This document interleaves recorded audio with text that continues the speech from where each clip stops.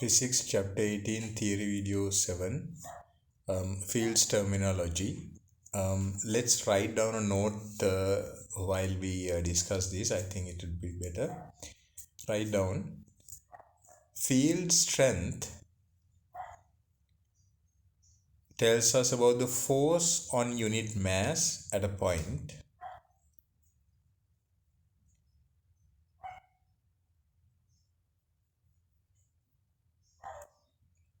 Second star.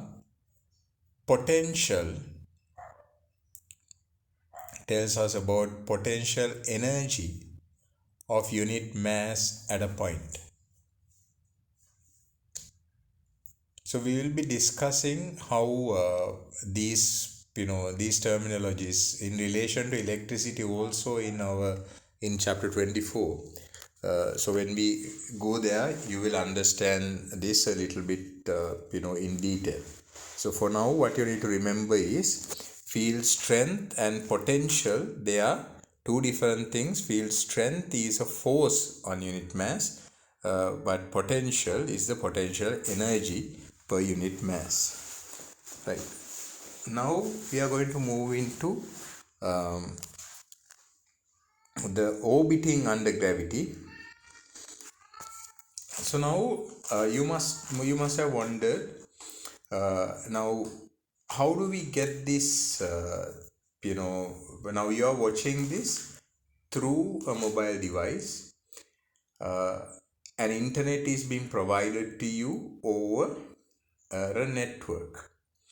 So how do we get this from the servers in different countries? And this might not be this video might not be saved in the servers in this country, in Sri Lanka.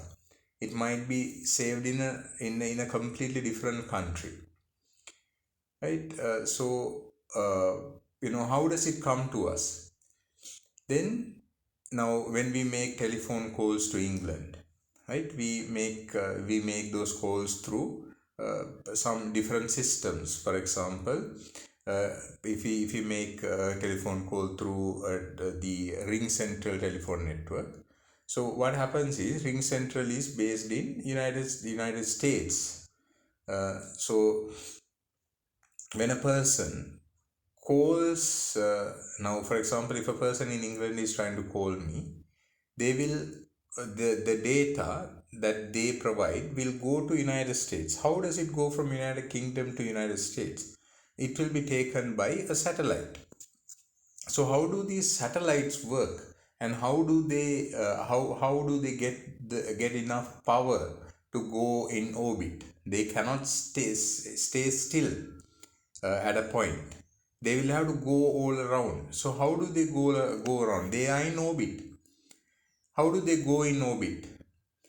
If they are staying still, they will crash onto the earth after some time. So why do they have to go into orbit? How do they go into orbit, and how are they powered? Actually, there is no need of a power, because there is a force acting, keeping it in circular motion. That is the Earth's gravity. Earth's gravity provides the centripetal force to keep it in orbit. So that is the force that is required for the satellite to work. For other functions, it has to do its job. It has the solar panels, which will provide the electricity that it is required for that. So then the satellite follows a circular path because the gravitational force is at right angles to its velocity, right? So that is circular motion. Now we have already discussed that. Then from chapter 17 we realize that centripetal force on a given body is F equals mv squared upon r. Now if you consider a satellite of mass m at a distance r from the Earth's center at a constant speed v, right? And also because the gravitational force of the Earth is what provides the centripetal force for that, we can write capital G m upon r squared is equal to mv squared upon r. If you have any difficulties how and why this equation comes about, please refer to chapter 17. You will get the idea there. And m is the mass of Earth, and simple m obviously is the mass of the satellite. Why don't we use negative sign here? Because both the gravitational force and the centripetal force, they are all acting in the same direction, that is toward the center of the Earth. You cancel out the common values from both sides, and you will get in the end v squared, that is the square of the velocity of the satellite, is equal to gm upon r. G is gravitational constant, m is the mass of the Earth divided by r. So this equation allows us to calculate, for example, the speed at which a satellite must travel to stay in a circular orbit.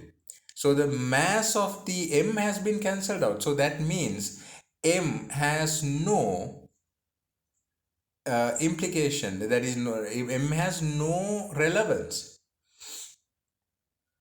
Whatever the satellite, whatever the mass of the satellite, if it is at a certain height, whatever the mass it is, it will have to have the same velocity to go into orbit, right? So I hope you understood that. The mass of the object does not matter, it is the height that matters, right? If it is at the same height, they have to have the same velocity. So you can understand why these satellites don't crash with one another. If they are placed in proper levels, they travel at the same speed at the same height. You would find this very reassuring if you were an astronaut on a spacewalk outside your spacecraft, because you can actually see, even now when you are in a spacecraft and you are in orbit, when you are in orbit, you might be able to see a satellite very close to you, about 100 meters away, and that 100 meters space will not change. It will remain, even though you are traveling at a neck-breaking speed around the Earth. Right? You are traveling very fast around the Earth. You are in orbit, but the satellite also is in orbit, because you are in the same level. Both of you are traveling at the same speed. If that was to travel at a higher speed, it will escape the Earth's gravity and will go in a straight line. If it is less than that, then it will crash onto the Earth. You know that from our earlier lesson.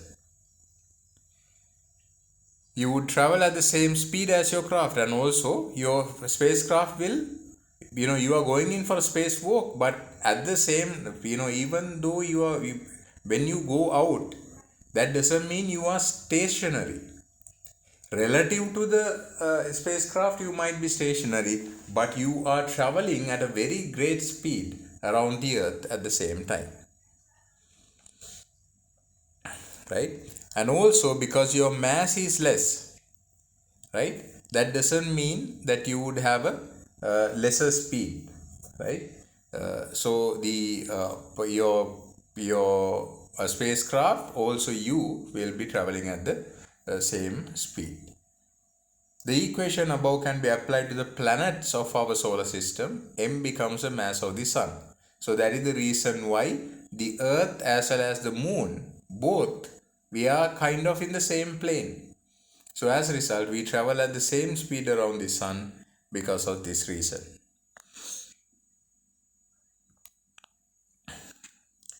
Right, now let's go through a worked example. The Moon orbits the Earth at an average distance of 384,000 kilometers from the center of the Earth. Calculate its orbital speed. So basically the simple equation, v squared equals gm upon r, but before that you have to write down the known quantities. R equals 3.84 into 10 to the power 8 meters. Why? It is center of the earth. From the center of the earth, it is at a distance of 384,000 kilometers. Then mass of the mass of the earth is 6 into 10 to the power 24 kilograms. Remember, we are talking about the mass of the earth. The moon is orbiting somewhere, but we are talking about the moon's orbit. The moon's mass does not have any effect on where it is going to the speed. It is only the mass of the earth. But if you are referring to moon and another satellite that orbits moon, then of course moon's mass is what matters. Then velocity is what they are asking. V squared equals gm upon r. So obviously you know g to be 6.67 into 10 to the power minus 11 into 6 into 10 to the power 24 divided by r is 3.84 into 10 to the power 8. You will get velocity squared to be 1.04 into 10 to the power 6. Then obviously you have to take v, you have to square root it. It will be 1020 meters per second. So that means the moon travels about 1 kilometers each second around the earth, and that is a big speed. Every second it travels 1 kilometer. I hope you understood. If you have any questions, please raise them. I will give you the note also now. And if you have understood, please do question number 11. Write down. Orbiting under gravity. For an object orbiting a planet, gravity provides the centripetal force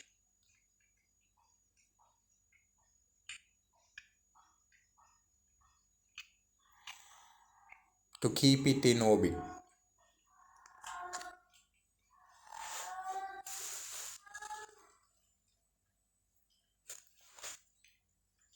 By combining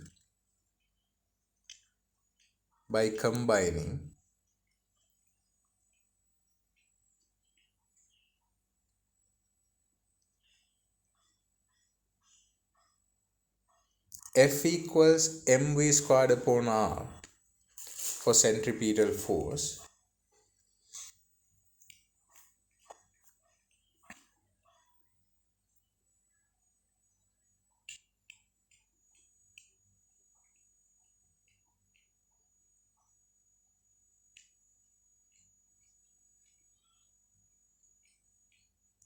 with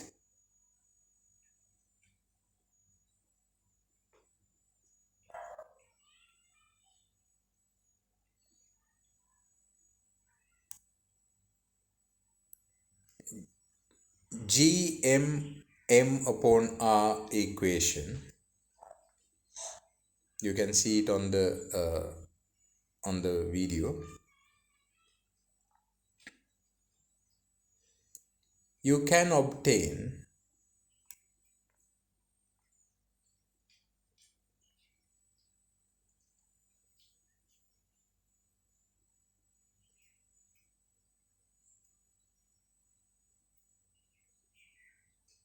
following equation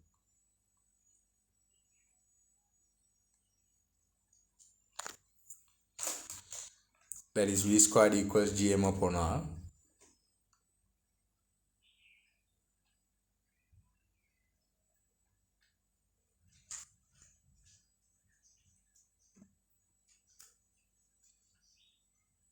to find the orbital speed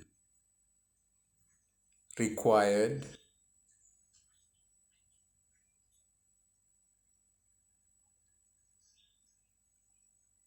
for any object in motion. Put a star and write down.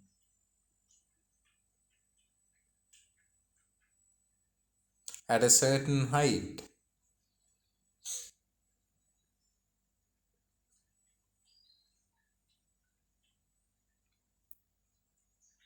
all objects